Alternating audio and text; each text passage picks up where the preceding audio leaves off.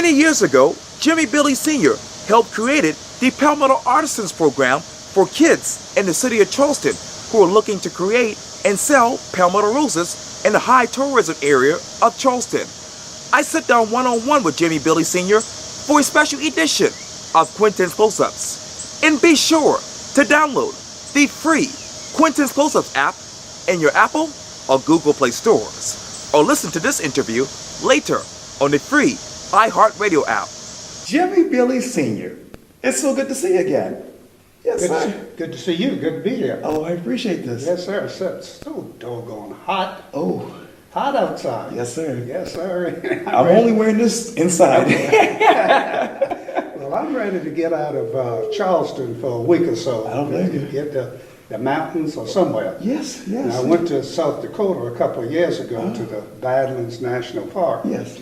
To escape the heat of Charleston, which was 90 degrees. Yeah. I got up there and it was 105. Ooh, gotta be careful where you go, I guess. You got it. I never would have thought Right. that South Dakota would be hotter than South Carolina or Charleston. That's right. But it was. Yes, indeed. You talk about heat. Obviously, there's a big talk going on right now. Too much heat. Yeah, about the kids in the Palmetto Roses. Yeah. I came to you because you're the perfect person.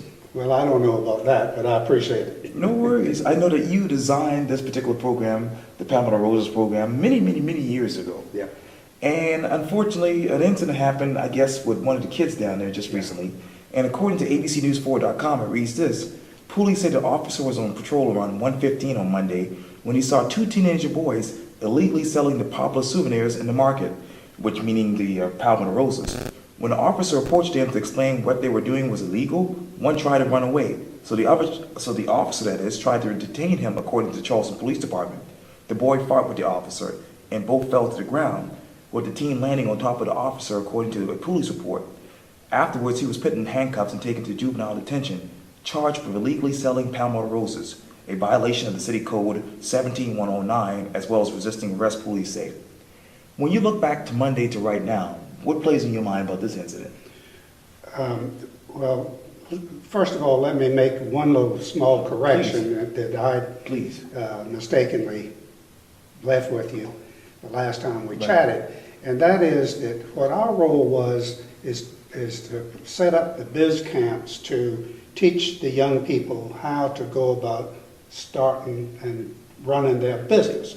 Part of that process is obviously you can't be rude.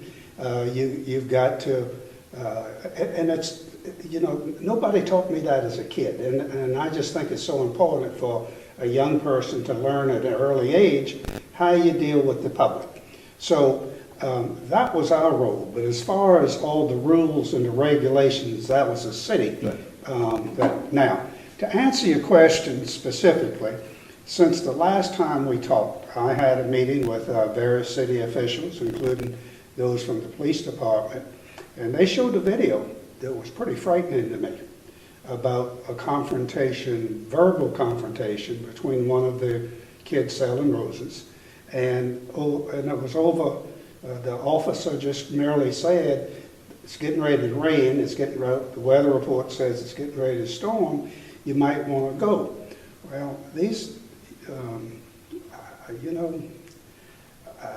the reply and the pushback from the kids was just astounding to me.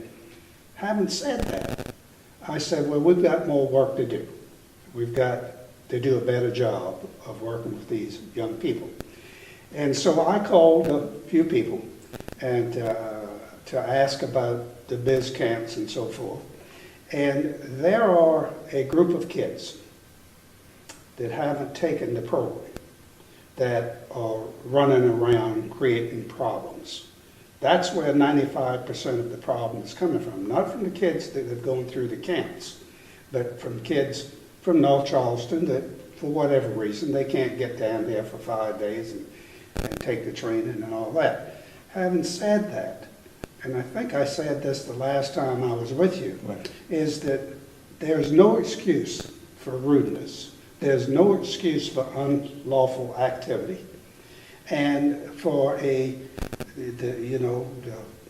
loud voices that we talked about the last time I was here has persuaded the city to not allow any of the Rose kids to be walking up and down Market Street, and so it was inevitable that this would happen.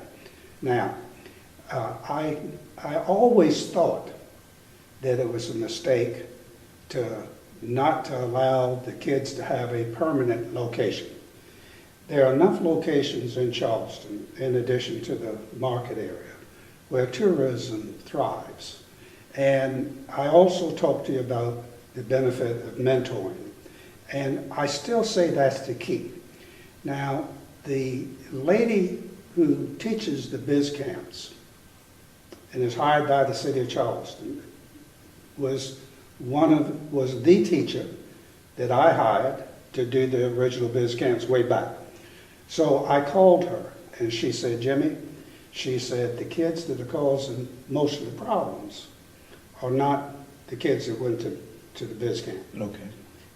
That's number one. Number two, she says, but she said, this is a different mentality with these young people nowadays. I don't know what the problem is, but it's a different mentality. And she says now, and I said, well, you know, I have recommended all along that each kid have a mentor of some sort, or all kids should have a mentor, whether it's Rose kids or whomever. They all deserve to have a mentor and should have a mentor, including my son. Other than me, he needs to have someone, and he's 43 years old, that he can go to with questions and problems and what have you. So the other thing, and so I still say that, and then the other thing is that the teacher told me that there were entrepreneurial students from Burke that would come over and work with the kids, and they were a big influence. She also said that the kids that came from churches, was that surprising? Was that surprising? The kids that came from churches were the better kids. So after she told me that, and that was after you and I talked, I said, well, you know, here it is. All young people need to have a mentor. Now, as I've said so many times before, I've never been black. I've never been bumped to the back of the bus as your grandfather was and grandparents. But I was poor. And I remember what it was like struggling to buy a pair of shoes, go to bed hungry at night. I remember those days. And so my life's work and my passion has always been to help the underserved, the underdog, the people that need the most help. I still stand ready to do that. Okay. I will do it, and what I would like to do is suggest to the mayor that he bring in ministers or youth workers from the churches, and let's sit down and say, now look, there's a problem. Think about it. Did you ever, in your wildest dreams, ever think about attacking a policeman? Did you? Not me. Yeah, me either.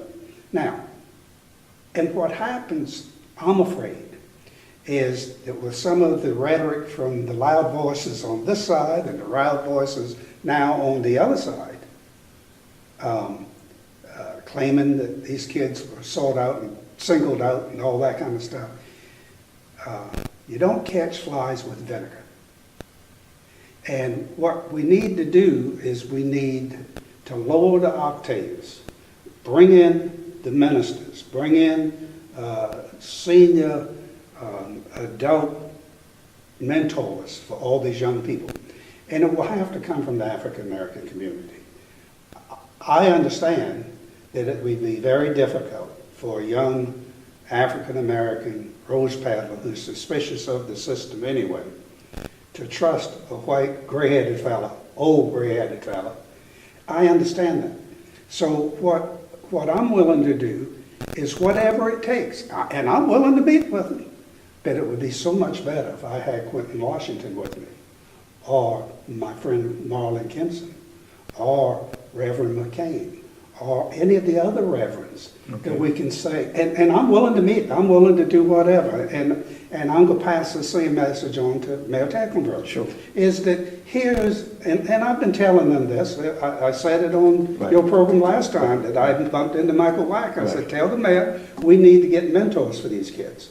Now, having said that, if we get mentors, and this is something I just happened to think about while we're sitting here talking, let's make each kid have an adult sponsor. Okay? Have an adult sponsor so that sponsor, adult sponsor mentor that can deal with the kids and help them out. And if there's a problem, they get in touch with the authorities or what have you. But it seems to me that that's what we need to do now. And it's not anything I've say today differently than what I said the last time I was here when there were only loud voices. This has moved beyond loud voices now. I mean, we've had, regardless of who was at fault, we've had a tussle between a young 15, 16-year-old Right. and a police officer for the City of Charleston. That's not acceptable on either part. It's not acceptable. And because, and unfortunately, in today's society, and it begins right up there in Washington at the top on Pennsylvania Avenue, we have become so uncivil towards each other. And the president should be ashamed of himself because this whole country now is fighting with each other. And I don't like that. I don't like it.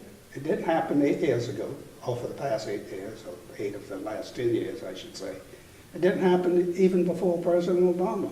I have not ever seen anything like what we're seeing now with the uncivil discourse and the shootings and the beatings and the muggings and all the other things that are happening to come to the forefront. These kids need mentors more now than ever. And you talk about the voices on both sides. Yeah. What voice are you listening to right now when it comes to rose peddlers? I'm listening to my heart. Okay. That's what I'm listening to. This could have easily been Jimmy Bailey way back. Other than I was white and, that put me in a different situation, I guess. But my heart is telling me that we can't take sides. We've just got to say, we've got to make it work. I don't back away for 1 second that these kids deserve a piece of the action. They deserve a piece of the pie. But Quintin, based on what I was told, and based on, not from just one source, but from several, we've got some bad kids that are coming from the north area that are creating a lot of the problems. That's what my understanding is. Now, that might be unfair. It might not even be true. But kids are not, and they're older than they were back when we started this program. Back when we started this program, the kids were 6, 7, 8, 10 years old, 12 years old. And you know why? The older kids weren't doing anything? Because there wasn't any money back then. But now there are 8 million tourists come to Charleston. Sure. These kids, some of them are making $700 a week. So that's got the attention of the older teenagers. Think about it. Some of these kids are probably making more money on any particular week than whoever their parent is back at the house. You talk about the parent, you talk about the kid, you talk about the officer. If you were to sit down with all 3 of them together one-on-one, what would you say to them now? I would say to them what I've said all along. We need to mentor these kids. And the kids need to have, and you see, it's going to take someone that the kids can trust to be their mentor. It can't be me. They don't know me. But I don't mind being a moderator. I don't mind being a helper. I don't mind doing whatever needs to be done. Because what we don't want to do is we don't want to create something that we will all regret, and that ranges the whole spectrum. But the main thing I don't want to happen is I don't want to take the economic opportunity away from these kids. Now, we've got to have rules, and we've got to have rules obeyed. I saw an interview on Facebook with someone that was fussing about the program not working. Okay. And this young kid that he had there with him, that was one of the kids that on Market Street where it wasn't supposed to be, said, I went over there, they told me I was too old to take the training, the biz camp. And so the older gentleman said, well, how old are you? He said, 15. Well, you know what? I don't think that kid went over there, because the age limit's 16. He's still young enough to be in the program. Okay. So did he tell the truth or not? I don't know. But I know this. If he's 15, he's eligible. Now, let me get back to the market and talk to you about the owners. And I know in the last interview you told me that you know most of them. Well, I used to know. Oh, sorry. And I know that you basically say, hey, the kids need an opportunity to learn how to make money on their own. Yeah.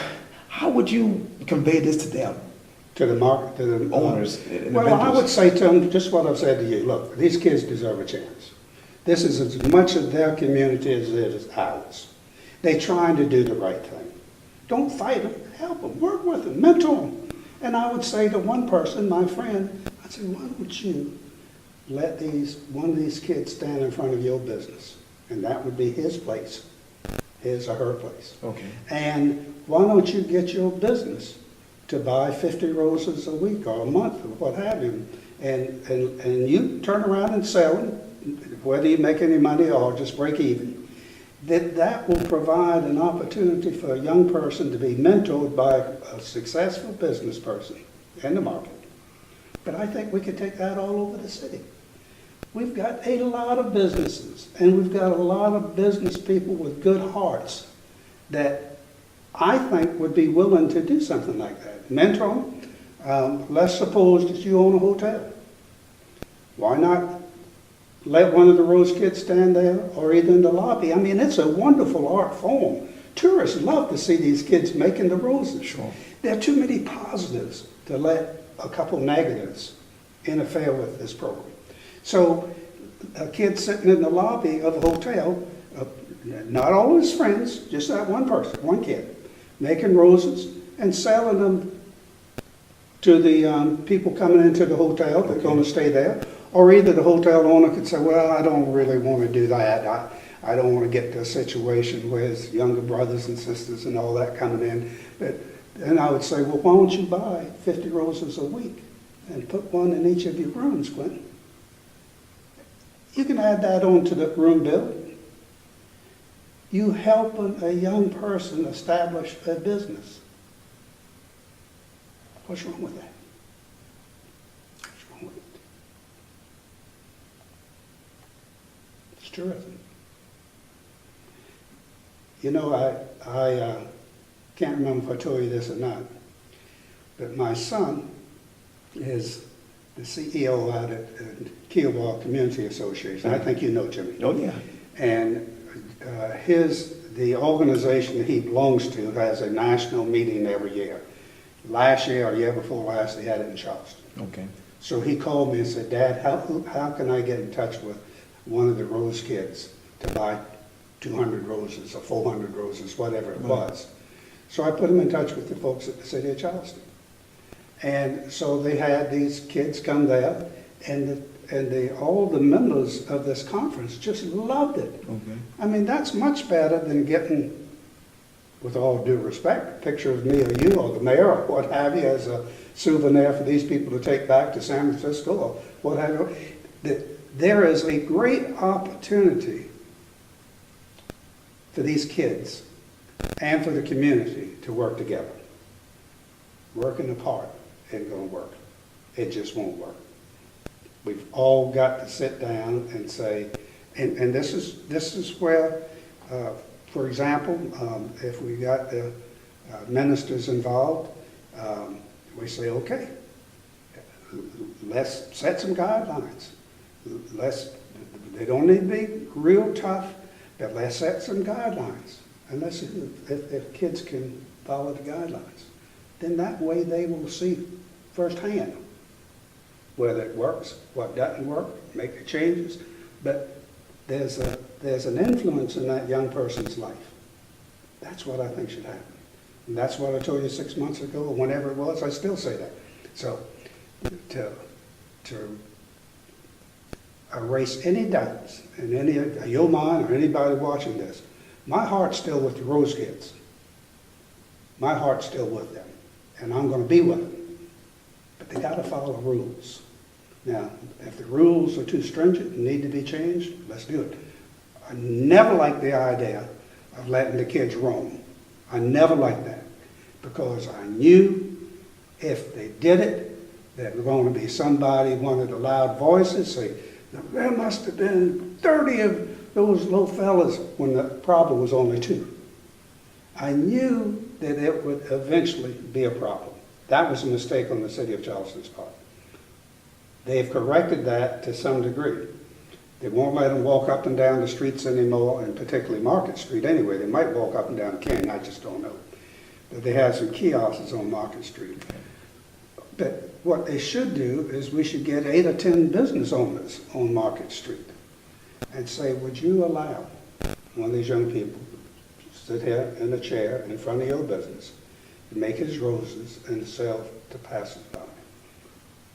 I don't know what's wrong with that. And I think that satisfies a lot of things. That puts the kids in, and if they do something and lose the privilege, they can move on to another person. There's a lot of kids out there wanting to make the money. Now, the other thing I understand, and I don't have any verification of this other than it came from a law enforcement officer. I had heard this 6, 7 years ago, that kids were coming down, bigger kids coming down, and at the end of the day, and taking money from the little kids. Now I understand it's almost a doggone, it's like the mafia or something, that that it's almost like an enterprise, that this is happening. Give me the money and I'll protect you. We can't have that if it's true. And I don't know if it's true or not, but I believe it. I believe it is. Well, Jimmy Bailey Sr., thank you so much for your time. I really, really appreciate this. Well, I thank you very much. And again, let's do the right thing, and let's make sure that these young people continue to get a piece of the pie. Well, we hope everybody hears all of this. Yes, good. Yeah, thank you. Thank you, sir. Yes, Good to sir. see you.